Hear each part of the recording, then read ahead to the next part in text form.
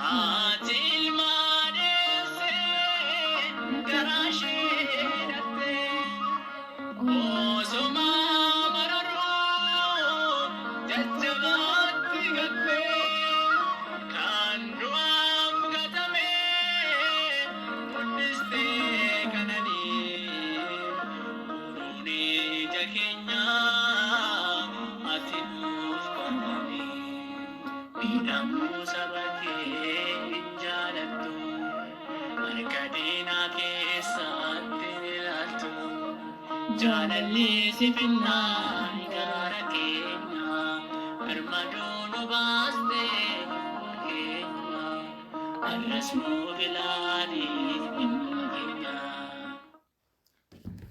Ashama hordoftoota qof nagaan waaqayyoo isiniin daganne nagaan waaqayyoo jiraata isiniif baay'atu akkam jirtu ani galanni gooftaaf haa ta'u nagaa irraa afaan qaba isinis baay'ee nagaa taata ashama hordoftoonni amantaa biraas harka fuuni akkam nagaa jirtu anjira galata waaqayyoo baga jiraatan baga nagaa taatan egaa buloota koo nagaan waaqayyoo hunduma caalaa waan ta'eef nagaas qabna jechuus miti haa ta'u agistuu nagaan kan waaqayyooti waan ta'eef nagaa wal gaafadhaa nagaan kan Kiristoos waan ta'eef nagaan isiniif haa ta'u jedha baga nagaa taatanii anis nagaa koodha akkasumallee buloonni koo walli viidiyoo kiyya ilaaltanii laayik sheer naaf gootanii galatooma ulfaadhaan isheen jechuu jaaladha buloota kiyya egaa akkuma beekamu kana taateewwan sammuu kana ta'aa jiru kana taateewwan baay'ee nama dhukkubsu taateewwan baay'ee keessa namaa madeessudha akkuma arginu torbee darbe keessa mana amantaa masgiida amantaa deegaa turanii akkuma arginu kanammoo guyyaa kaleessa mana amantaa ortodoksii deegaa jiranii gubachaa jiranii dhugaa dubbachuuf jennaan ani jireenyi kiyya keenya garamitti akka deemu jiru naaf galaa hin jiru dhugaa waaqa namni nagaadhaan bee nagaadhaan mana isaatiin deemu garuu isin yaaddanii beektan akka guyyaanatti nagaan biyya keenyaaf ta'a jettanii mee itti raftanii yaaddanii beektan nuti jireenya biyya ormaa keessa jiraan maatiin keenya obbolaan keenya jireenya biyya keenya keessa jira biyyi keenya garamitti deemaa jira arra boru kan mana amantaa dhufe kan mana amantaa deegaa jiraachuu mana amantaa gubanii lubbuu namoota baasaa jiru borummoo akkam ta'a jettanii yaadan kan baay'ee nama dhukkubsu ni amantaa lubbuudha jiraachuun amantaa keenya hin beekamu manni amantaa bultoo waaqayyooti maaliif bultoo waaqayyoo gubata garamitti deemaa jira mootummaan maaliif dhimma keenya nuuf hin ilaalu maaliif nageenya labsuu dhiise mootummaan wanti kun hundi yoo ta'u maaliif cal jedhee ilaala digni ilmaan oromoo kennamaa jiru namni akka horiitti yoo qalamu durannaa beeku wanan beeku hoolatu qalama garuu warra namni akka horiitti qalamaa jira akka hoolattis gurraamaa jira kunoo garam naqa waaqayyoon hoo maaliif callisee nu ilaalaa jira nuti ijoolleen keenya jechuudha hunda keenya jechuu miti garuu kanuma argaa jiru kana gandi tokko yoo arrabsame kaane nama irratti tokko irratti viidiyoo duutii goone sheer waliif goone nama san gadi galagalchine arrabsine jecha namni tokko jedhe saniin nama arrabsine malee namni kun nama hin dogongora jennee nama san gorsuudhaaf iyyan garuu kun yoom taame kana yoom ofirraa walirraa baranna dhugaa dubbachuuf jenna hammeenya akkamitti hammeenya hin deebisne anas ta'e nama biraas ta'e ortodoksii faarfattuu yaataa namni sun inni dogongoraa osoo hin taane nama san baqqash ani dhugaa dubbatuuf jennaan hin beeku garuu kana dhiisnee tokkummaa fi jaalala waliif labsine gaarii natti fakkaata jaalalli yoo jiraate wanti hunduu jira jaalalli yoo jiraate nagaan jira jaalalli yoo jiraate mana tokko keessa jiraatta jaalalli yoo jiraate immoo wanta nyaattu dhabde jaalalaan mana san keessa hin jiraatti bishaan dhugde jechuudha garuu nuti har'a amantiidhaan wal qabna. Nagaa hoo yoom argannare? Nagaa yoo yoom nuuf ta'a? Waaqayyo yoom nagaa nuuf kenna jettanii yaaddanii beektan? Dhugaa nagaan nanaaf haqe. Maaliif jennaan as seenu waan gaarii hin argu. Achi seenu waan gaarii hin argu. Nama jira jennu boruu du'uu isaa dhageenya. Namni boru maatii isaa biraa nagaadhaan bee maatii isaatti nagaan galu. Dhugaa Rabbii ani garuu hin beeku. Akkuma fees jireenya biyya ormaa keessa jiraadhu. Biyya qabna. Haga oomii biyya erga ormaa keessa jiraadhu. Boru maatii ijaarrattee maatii godhadhee jettee hawwii kee galmaan nan gaadha jettee yaadda.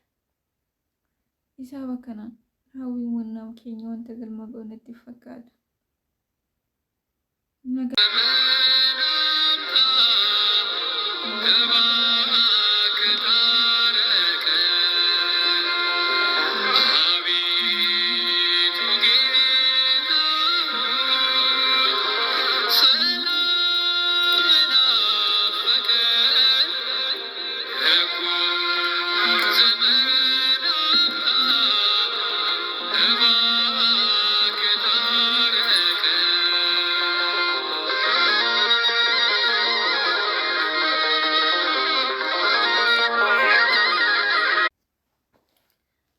Dhugaa dubbachuu jennaan nagaan biyya naafaqaa jira. Ana gama kootiin nagaan naafaqaa jira. Jaalalli naafaqaa jira. Yoom jaalalli biyya keenyaaf ta'a? Yoom nageenya arganna jedhee na yaadachaa jira. Yaa Waaqayyo garuu hin beekan dhugaa. Waaqayyoon akka badii balleessa keenyatti otoo nurra garuu dhugaa dubbachuuf jennaan Waaqayyos wanta nuti nurraa gammachuu argate hin jiru. Sanumaaf xal jedhee nu ilaala. Maaliif jennaan nuti hammeenya malee, nuti badii malee tokko hin taane. Amma immoo kan caalu duraan morma gurraanii nama qalaa turan. Amma immoo gara mana amantaatiin gara lubbuu keenyaatti dhufaa jira. Kanaaf isaanis akkuma namoota kaanii diigamuu mana amantaa nurraa haa dhaabbatu jedha.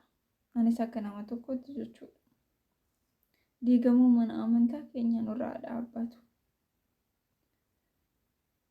Dhimmi kana ilaallatu nuuf haa ilaalu. Maaliif manni amantaa keenya diigama?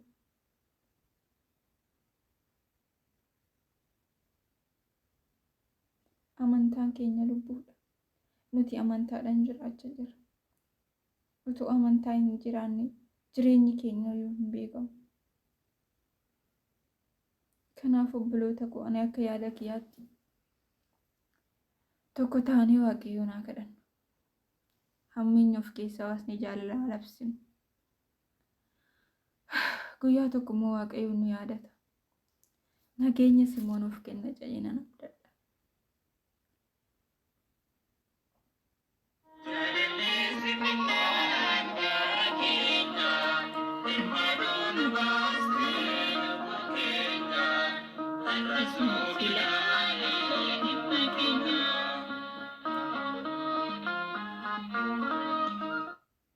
Obboloota koo viidiyoo kiyyaa gadumaatiin laayik sheer gochuun na jajjabeessaa.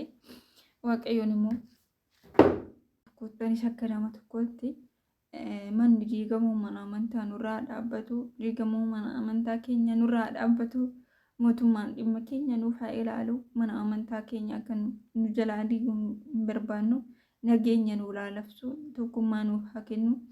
Akkasuma immoo Waaqayyoon akka cubbuu keenya gidiraa keenya osoo ilaalin akka arjummaa isaatti jaalala isaatti nagaa biyya keenyaaf haa kennu.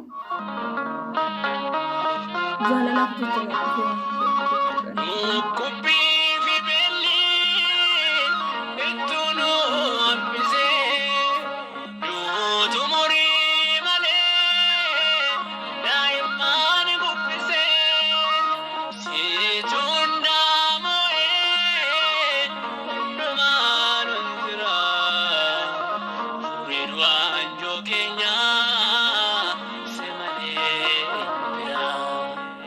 Namu sabake jaalala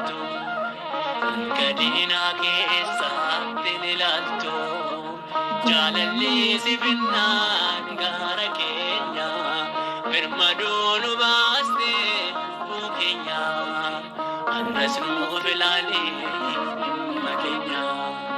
Jaalalli si finnaan gaara keenya birmaduu nu baaste lubbuu keenya arras nuuf ilaali dhimma keenya.